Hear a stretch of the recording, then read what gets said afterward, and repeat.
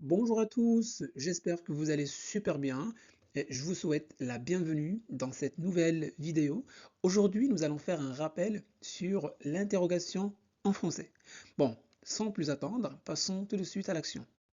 Alors, on distingue deux grands types d'interrogation, l'interrogation totale et l'interrogation partielle.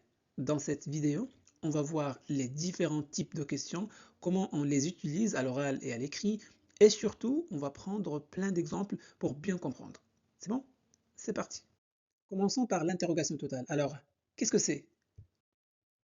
L'interrogation totale, aussi appelée interrogation fermée, porte sur l'ensemble de la phrase afin de vérifier une information. Donc elle se caractérise par une réponse limitée à oui, non ou si. Contrairement à l'interrogation partielle, elle fonctionne sans aucun mot interrogatif comme qui, où, pourquoi, etc. Tout d'abord, commençons par l'intonation. Bon, l'intonation, c'est la manière la plus simple et la plus utilisée à l'oral. Donc ici, on garde la phrase affirmative telle qu'elle. Sujet, verbe, complément. D'accord? Mais on change le ton de la voix en montant à la fin. Prenons quelques exemples. Tu as vu le film hier? Tu as vu le film hier? Alors regardez, ici j'ai gardé la structure telle qu'elle. Sujet, verbe, complément. D'accord? Donc je n'ai rien changé, mais à la fin, j'ai monté la voix. Donc tu as vu le film hier? Un autre exemple. Tu viens ce soir? Tu viens ce soir? Voilà, comme vous pouvez le remarquer, on garde ici la structure de la phrase telle qu'elle. Sujet, verbe, complément.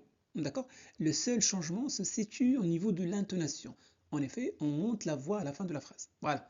La réponse à ce type de question est toujours oui ou non. Parfait. Ou encore, elle travaille aujourd'hui? Elle travaille aujourd'hui? Voilà. Maintenant que nous avons vu la forme la plus simple, passons à une structure un peu plus construite. Alors, on peut aussi poser une question totale ou fermée en utilisant est-ce que au début de la phrase. Voilà. Dans ce cas, la structure de la phrase reste la même. Par exemple, tu viens, tu viens demain. Alors ici, nous avons tu, sujet, viens, verbe, demain, complément circonstanciel de temps. Voilà. Donc, on ajoute voilà, la structure est-ce que, et donc on obtient est-ce que tu viens demain? Est-ce que tu viens demain? Ici, cette forme est très claire, est très utilisée. La réponse, bien sûr, à une interrogation totale est oui ou non. Est-ce que tu viens demain? Oui, je viens demain. Non, je ne viens pas demain. Prenons un autre exemple. Elle travaille aujourd'hui. Ici, nous avons une phrase affirmative. On ne va rien changer. On va juste ajouter est-ce que, et voilà. Est-ce qu'elle travaille aujourd'hui? Est-ce qu'elle travaille aujourd'hui? Oui, elle travaille aujourd'hui. Non, elle ne travaille pas aujourd'hui. Vous partez en vacances. Alors ici, nous avons une phrase affirmative. Sujet, verbe, complément. Donc on va ajouter la structure est-ce que, et voilà, on obtient la question est-ce que vous partez en vacances? La réponse, bien sûr, oui, je pars en vacances. Non, je ne pars pas en vacances. Donc après cette forme standard, voyons maintenant une forme plus formelle. Enfin, on peut poser une question en inversant le verbe et le sujet. C'est une forme plus soutenue, souvent utilisée à l'écrit. Par exemple, viens-tu demain? Viens-tu demain? Ici, on inverse le sujet et le verbe. Donc, on commence par le verbe, on met un tiret, ensuite on met le sujet. Voilà. Et la réponse toujours est oui, je viens demain. Non, je ne viens pas demain. Voilà. Prenons un autre exemple. Voulez-vous manger? Voulez-vous manger? Voilà, donc on commence par le verbe, voulez, on met un tiret, puis le sujet. Voulez-vous manger? Et on répond à cette question par oui ou non. Oui, je veux manger. Non, je ne veux pas manger. Voilà. Prenons un autre exemple. Aimez-vous le chocolat? Aimez-vous le chocolat? Oui, j'aime le chocolat. Non, je n'aime pas le chocolat. Voilà. Il faut faire attention à un cas particulier. Si le verbe se termine par une voyelle et que le sujet est il, elle ou on ajoute un T euphonique. Voilà, pour faciliter la prononciation. Donc, fera-t-il ses devoirs ce soir? Au lieu de dire fera-il ses devoirs, donc on ajoute un T euphonique pour faciliter la prononciation. Fera-t-il ses devoirs ce soir? Prenons un autre exemple. Chante-t-elle bien dans la chorale? Alors, le T sert uniquement à faciliter la prononciation et à éviter que les sons se heurtent. Donc, sans ce T, certaines questions seraient difficiles à prononcer à l'oral. Prenons un dernier exemple. Va-t-on au cinéma? Ici, le verbe se termine par une voyelle et nous avons le pronom on, donc on ajoute un T pour faciliter la prononciation. En réalité, le choix de la forme dépend du registre que vous souhaitez utiliser. L'intonation, on l'emploie dans un registre familier. Est-ce que est utilisé dans un registre neutre et l'inversion correspond à un registre plus soutenu. Voilà pour l'interrogation totale. Dans la prochaine partie, nous allons voir l'interrogation partielle avec les différents mots interrogatifs ainsi que les trois formes de questions. Vous êtes prêts? C'est parti. Alors, qu'est-ce que l'interrogation partielle?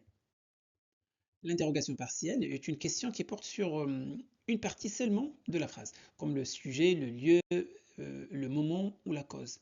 Elle se distingue par l'utilisation obligatoire d'un mot interrogatif tel que qui, que, où, quand, comment, pourquoi, etc. Contrairement à l'interrogation totale, il est impossible d'y répondre par oui ou par non, car elle nécessite une réponse apportant une information précise. Prenons quelques exemples. Comme pour l'interrogation totale, on peut utiliser l'intonation à l'oral. C'est la forme la plus simple et familière qu'on utilise beaucoup à l'oral. On garde la phrase affirmative et on monte la voix à la fin pour montrer que c'est une question. Par exemple, tu pars quand? Tu pars quand? Voilà. Un autre exemple, qui a écrit ce livre? Voilà, c'est une forme très naturelle dans la langue parlée. Prenons un dernier exemple. Tu penses à quoi? Tu penses à quoi? Passons maintenant à une forme plus structurée. Deuxième forme d'interrogation partielle, est-ce que? Alors, on place est-ce que après le mot interrogatif. Prenons quelques exemples. Quand est-ce que tu pars? Quand est-ce que tu pars? Donc, on ajoute est-ce que après le mot interrogatif. Et bien sûr, on garde la phrase telle qu'elle. Sujet, verbe. Voilà. Et je ne peux pas répondre par oui ou non à une interrogation partielle. La personne qui a posé cette question s'attend à une réponse qui fournit plus d'informations. Quand est-ce que tu pars? Ben, je peux répondre demain. Je pars demain, je pars maintenant, mais je ne peux pas dire oui, je pars, parce que lui, il ne cherche pas si je pars ou non, mais quand est-ce que je pars? Il veut savoir la date de mon départ. Voilà. Prenons un autre exemple. Comment est-ce que tu as réussi cet exercice? Comment est-ce que tu as réussi cet exercice? Voilà, donc on place est-ce que après le mot interrogatif. Comment? Et bien sûr, comme je viens de dire, je ne peux pas répondre par oui ou non. Voilà. Pourquoi est-ce que tu veux changer d'école?